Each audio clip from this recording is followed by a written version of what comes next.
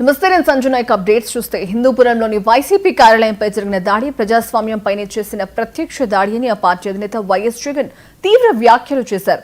ఈ అనాగరిక చర్యను తీవ్రంగా ఖండిస్తున్నామని ఎక్స్లో ట్వీట్ చేశారు.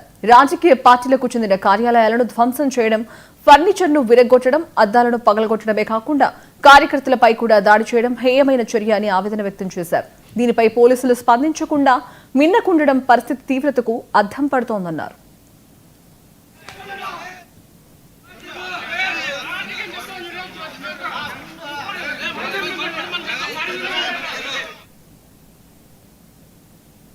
సీఎం చంద్రబాబు పోలీస్ యంత్రాంగాన్ని రాజకీయ ఎజెండా కోసం దుర్వినియోగం చేస్తున్నారని విమర్శించారు. హిందూపురం ఘటన టీడీపీ అధినాయకత్వం హింసను ఎలా ప్రోత్సహిస్తోందో చెప్పేందుకు ఉదాహరణగా కనిపిస్తోందన్నారు.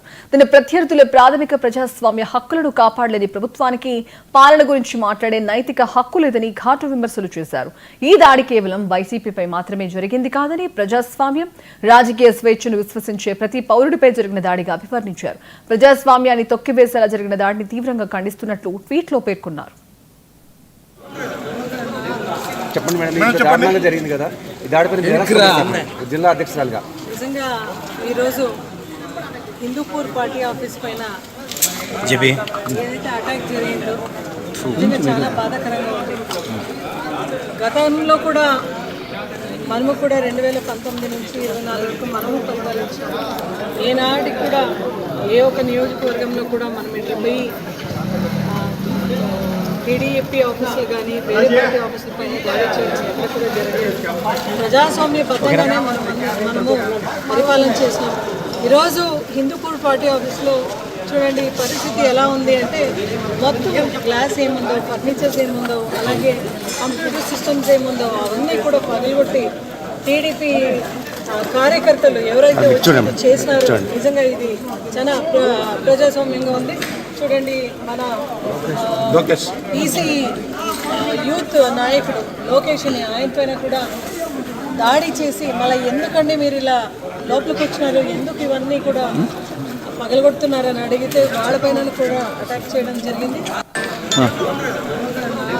చెప్పండి మేడం, జరిగింది కదా ఈ దాడిపై జిల్లా అధ్యక్షురాలుగా. నిజంగా ఈరోజు హిందూపూర్ పార్టీ ఆఫీస్ పైన ఏదైతే అటాక్ జరిగిందో నిజంగా చాలా బాధాకరంగా ఉంది. గతంలో కూడా మనము కూడా 2019 నుంచి 24 వరకు మనము పరిపాలించాము. ఏనాటికి కూడా ఏ ఒక్క నియోజకవర్గంలో కూడా మనం వెళ్ళిపోయి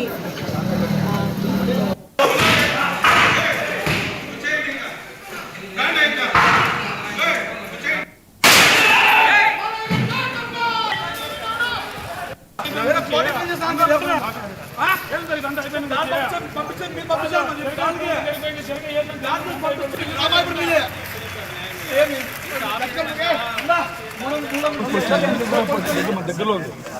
వాళ్ళు దాడి చేసి 20 నిమిషాలు పైన పట్టింది. మేము రావడానికి 10 నిమిషాలు పైన పట్టి ఒక వ్యక్తి మాత్రం ఆఫీస్లో ఉన్నారు. ఆ వ్యక్తి పైన దాడి చేసినాం. మళ్ళీ మేము వచ్చినాం.